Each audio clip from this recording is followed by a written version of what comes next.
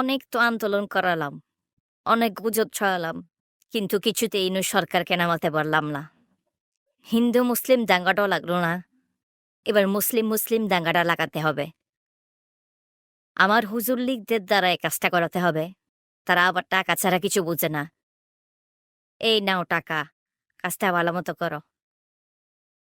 এই মাঠ আমাদের, এখানে আমরা দখল করব। না, এই মাঠ আমাদের, এটা আমরা দখল করব।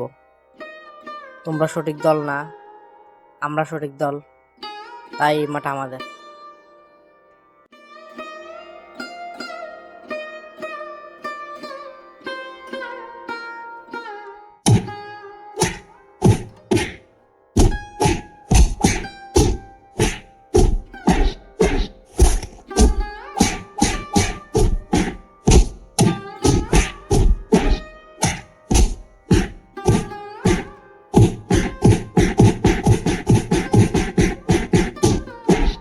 হাদিস: যখন দুইজন মুসলিম তলোয়ার নিয়ে পরস্পর সংঘর্ষে লিপ্ত হয়, তখন হত্যাকারী এবং নিহত ব্যক্তির অবস্থান হবে জাহান্নাম।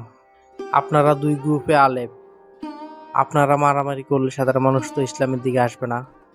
আল্লাহ আপনাদের বোঝার তৌফিক দিক। আমিন।